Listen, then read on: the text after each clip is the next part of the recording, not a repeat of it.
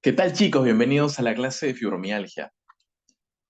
Como puntos importantes hay que destacar los antecedentes históricos de esta enfermedad que es, entre comillas, reciente en reumatología.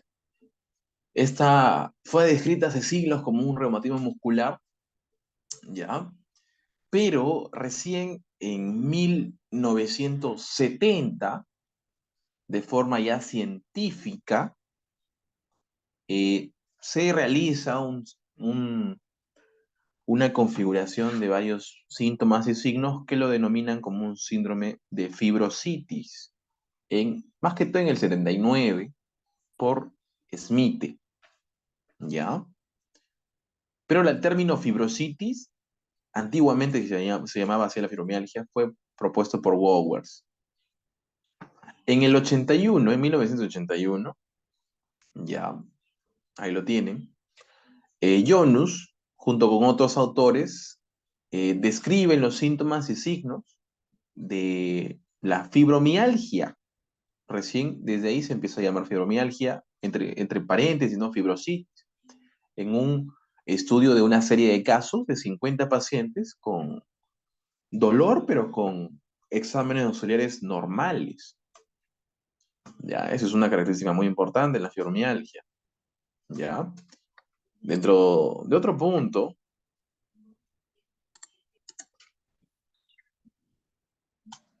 en 1990 se reúnen en el Colegio Americano de Reumatología y nos da los criterios diagnósticos de 1990.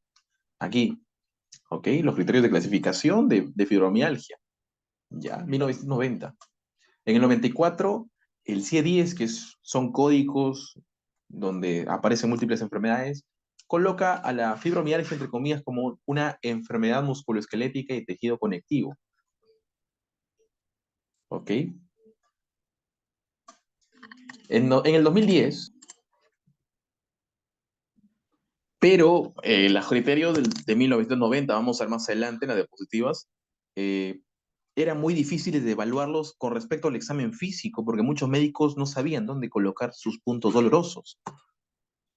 Y además aparecieron mucho más síntomas a nivel de muchos estudios con respecto a la fibromialgia, por lo que en el 2010, el mismo Colegio Americano de Reumatología añade dos escalas para valorar la anamnesis o los síntomas en sí, dos escalas, dos encuestas, y elimina el examen físico dentro de los criterios diagnósticos. Por lo que desde el 2010 se puede recomendar las dos guías, ¿ya? El Farreras te recomienda la del 1990, ya que se usa el examen físico y simplemente con un síntoma. También son dos criterios nada más en general y se deben de cumplir los dos. Pero en el 2010 eh, eliminan el examen físico. Luego lo modifican 2011, 2012 y la última modificación fue en el 2016. De los mismos criterios del 2010, ¿ya? O sea, en otras palabras, son los criterios del 2010 modificados, entre comillas, 2016, lo que vamos a ver más adelante también.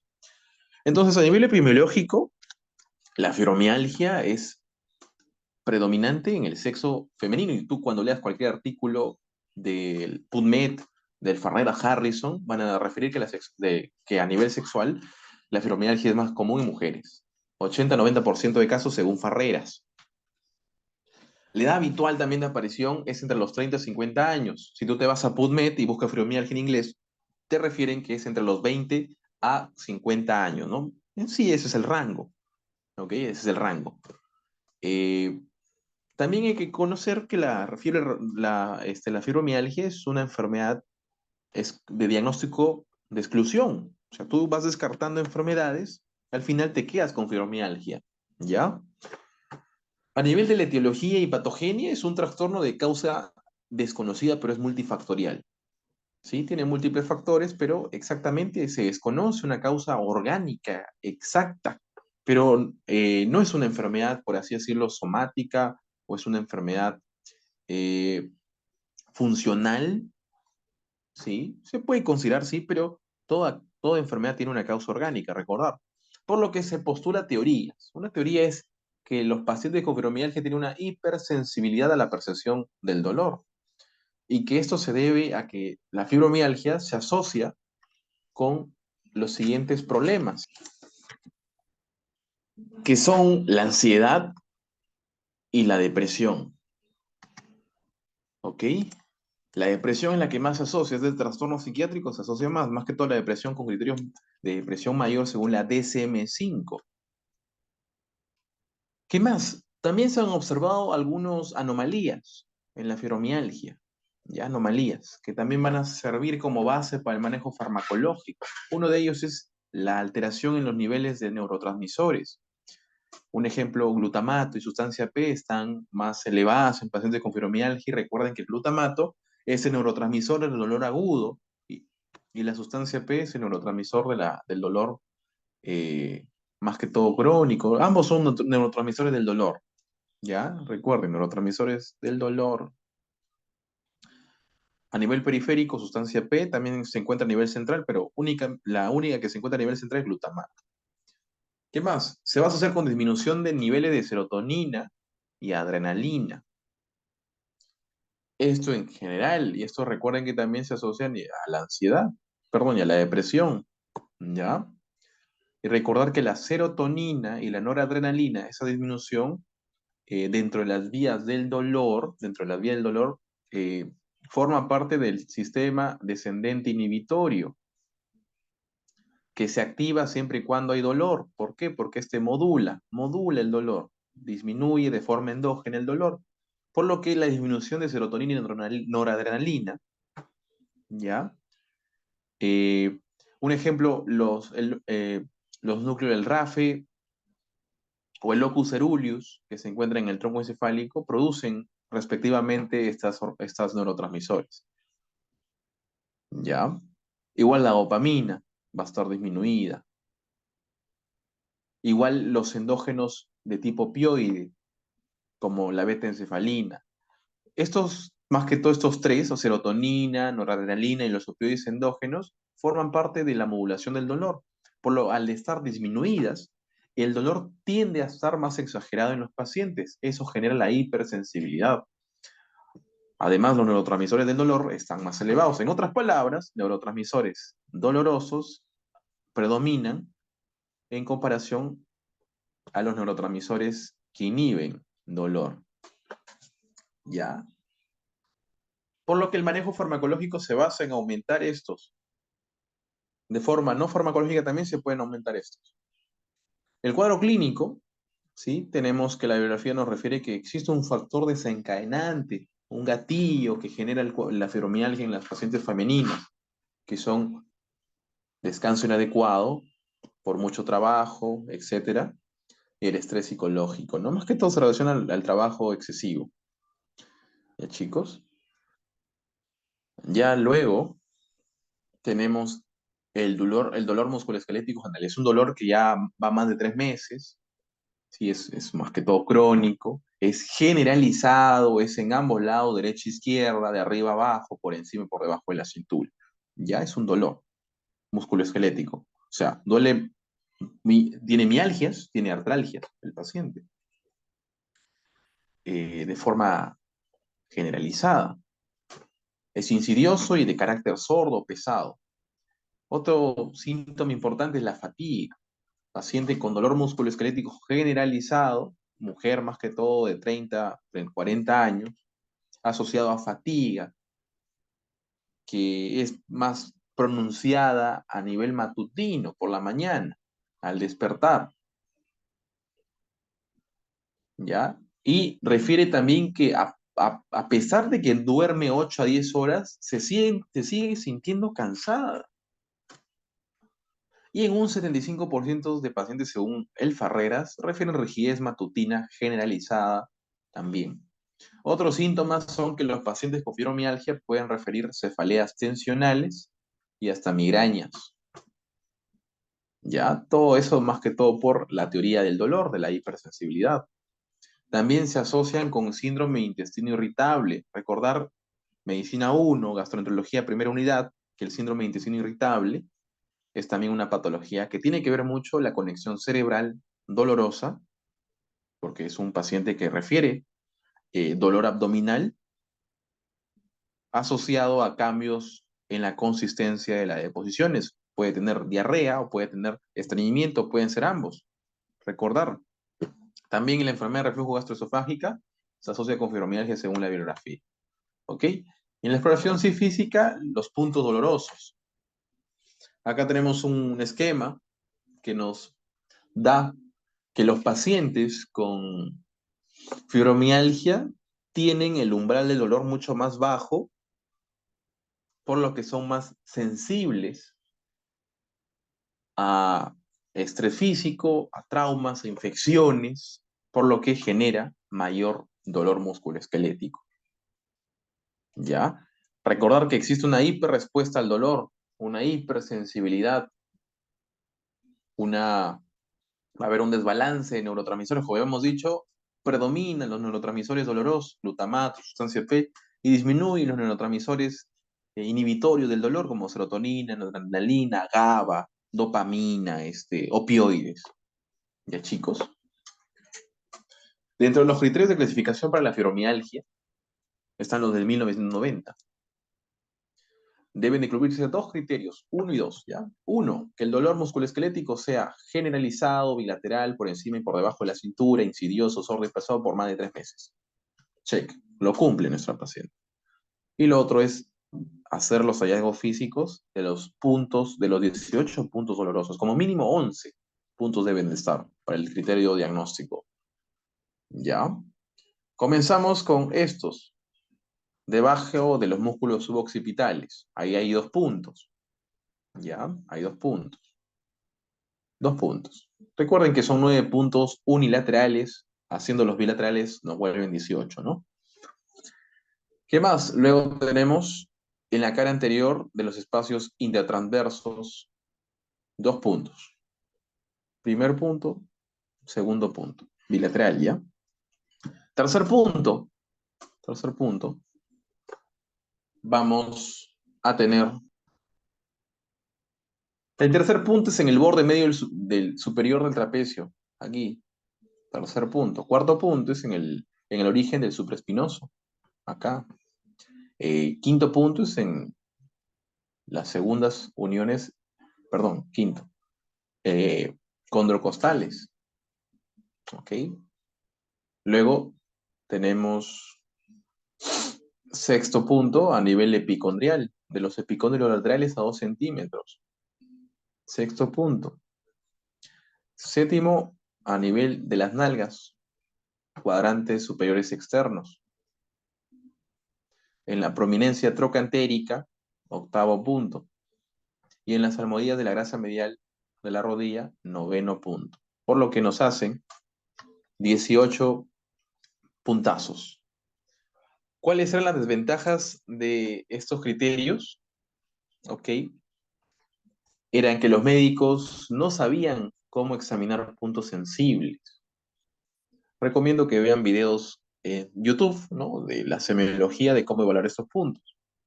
O simplemente no lo hacían. Muy pocos médicos eh, hacen un examen físico completo, ¿ok? Casi es simplemente signos vitales y ya está. Así que se desarrolló los criterios del 2010, modificados en el 2016, recordar. Por lo que tenemos el índice de dolor generalizado. Este índice te refiere, es una hojita, ¿no? Que el paciente le damos y dice, ponga una cruz sobre el área que ha sentido dolor. Ya no es punto, sino área. Teniendo en cuenta que no debe de este dolor haber sido producido por artritis, por lupus o por artrosis, por tendinitis ya diagnosticadas. Ya tiene que estar descartado esto. Por lo que el paciente marca, a ver, me ha dolido el cuello, marco. También me ha dolido la cintura escapular, ya, de ambos lados. Me ha dolido también el brazo inferior izquierdo, la nalga izquierda, la pierna superior izquierda. El pecho también me ha dolido, la espalda inferior. Entonces va marcando, ¿sí? Como son 19 puntos o 19 áreas, mejor dicho, a marcar. Tú colocas, ¿sí? Va de entre 0 a 19 áreas. Colocas acá el número, 9, 7, etcétera. ¿Ya?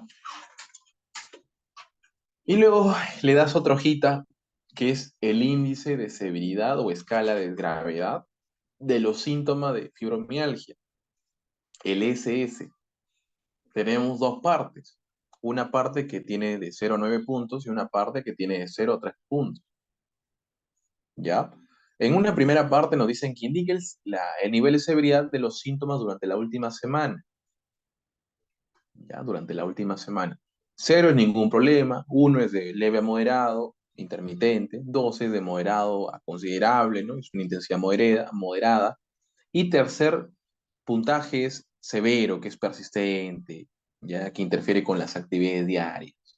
Ahí tenemos fatiga y sueño no reparador. Esos son los principales.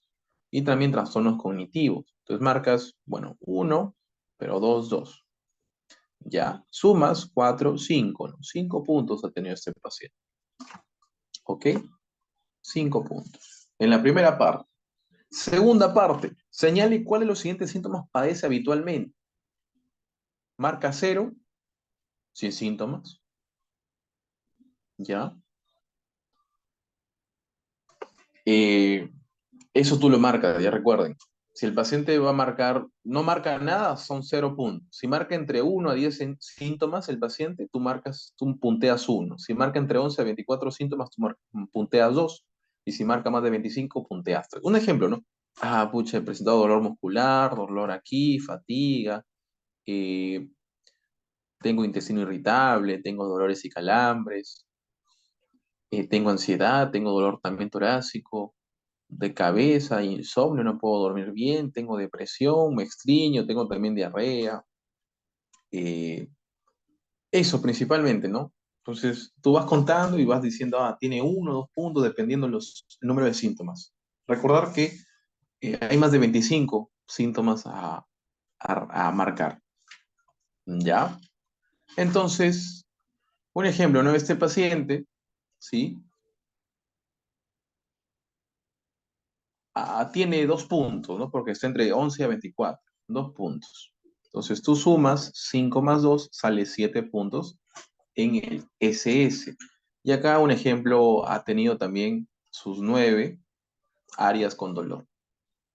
Entonces ya tú teniendo eso, vas a tus criterios actuales del 2010, modificados en el 2016. Primer criterio, dos opciones. Que el índice de dolor sea mayor o igual a 7 y, o sea, más, la calificación del SS sea mayor a 5. Tu paciente tiene 9 y tiene 7. Cumple el primer criterio, ¿ya? O también que el índice de dolor generalizado esté entre 4 a 6, ¿ya? Pero la escala de severidad del dolor tenga más de 9 puntos. Esa es otra opción, ¿sí? Tu paciente ha cumplido la primera opción del primer criterio. Segundo criterio, el paciente refiere dolor generalizado, ¿ya? En al menos 4 de las 5 áreas descritas por el índice de dolor generalizado, ¿ya? Recordar, tiene que incluirse mandíbula, tórax o abdomen también. Y que estos síntomas hayan estado por lo menos como mínimo 3 meses. 3 meses o más. Cumple, cumple, cumple. Con eso diagnosticas fibromialgia. También puedes utilizar la combinación con tus puntos dolorosos, ¿ya? Puedes aplicar tu examen físico también, ¿ok? Más agregas a tu diagnóstico. Luego tenemos los diagnósticos diferenciales y exámenes complementarios. A los pacientes hay que solicitar exámenes complementarios para que descartar otras enfermedades, ¿ya? Porque es un diagnóstico de exclusión, como habíamos dicho. Los exámenes complementarios son normales. Hemograma completo, normal, no tiene anemia. Reactantes de fase aguda, normal, ¿ya? Normal. Sacas ecografías musculoesqueléticas, radiografías musculoesqueléticas, están normales. Le sacas un perfil inmunológico para todo anticuerpo, para enfermedades de tejido conectivo, ¿no? Lupus, artritis reumatoide, ANA negativo, factor reumatoide negativo, ANCA negativo, ¿ok? Le sacas para hepatitis C, VIH, etcétera, sale negativo, ¿sí? Le sacas tu perfil tiroideo, también es importante, sale normal. tu calcio sérico sale normal, tu cortisol sale normal, vitamina D sale normal. ¿Ya? Todo normal. ¿Y eso, para qué me sirve esto? A nivel teórico, para el ECOE. ¿Sí? No te olvides, para el ECOE, para tu ECOE, que ya viene, te va a servir saber qué solicitar en un paciente con diagnóstico de fibromialgia. Va a salir normal, pero tú tienes que solicitar y abrir esos folders. El tratamiento se va a basar en un tratamiento no farmacológico de color celeste, como ejercicio de rehabilitación, terapia cognitivo-conductual, terapia de reducción de estrés, ¿ya? Para tratar de estimular y elevar esos neurotransmisores eh, contra el dolor, ¿ya? Pero si no funciona, usas tu manejo farmacológico para hacer o disminuir la hipersensibilidad al dolor que tiene este paciente. Ahí tenemos a los siguientes medidas farmacológicas. Antidepresivos tricíclicos suelen ser la primera línea farmacológica como la amitriptilina en esta dosis. ¿Ya? Recuerden que comenzamos con monoterapia, en primer lugar, siempre y cuando falle la terapia farmacológica. Recuerden que más del 90% de pacientes utilizan medidas farmacológicas en la fibromialgia y sí funciona, ¿ok? Uno es decirle que la fibromialgia es una enfermedad real, que existen factores desencadenantes como un descanso inadecuado, un mal sueño, un estrés, que eso es importante que a nivel psicológico y psiquiátrico lo manejen, que evite la nicotina y la cafeína, que haga ejercicio, que pueda usar también medicina alternativa como hidroterapia, como tai chi, como yoga, como acupuntura, también sirve para la relajación y para manejar el dolor. ¿Ya? Si existe evidencia científica que ha funcionado en la fibromialgia. ¿Ya, chicos? La acupuntura y todo eso. Luego ya si no funciona, medidas farmacológicas. Habíamos dicho que en primer lugar está la amitriptilina. Luego tenemos los inhibidores de recaptación de serotonina y noradrenalina, que hay que aumentar la serotonina y noradrenalina, recuerden. Ahí tenemos a la duloxetina y al milnacipran. Estos dos en sí en Estados Unidos por la FDA americana son los primeros que se usan. Acá en el Perú, en cambio, y en Latinoamérica se usa los antidepresivos tricíclicos como primera línea, ¿ya? Recordar, ahí están las dosis. También otro fármaco recomendado, porque son tres aprobados por la FDA americana, son estos tres, añadiendo la pregabalina con la dosis siguiente. El Farragas te menciona que existe, puedes manejar con un relajante muscular que es la ciclobenzaprina, ¿ya? Los opioides están contraindicados. Eso lo van a leer en varias guías, en el Harrison, en el Ferreras. No se recomienda opioides para el manejo del dolor, ¿ya, chicos? Recuerden que primero es monoterapia. Si no funciona y hay resistencia al manejo farmacológico, haces tu terapia combinada, ¿ya? O sea, combinas estos fármacos. Nada más. Sencillo. Nos vemos en una siguiente clase.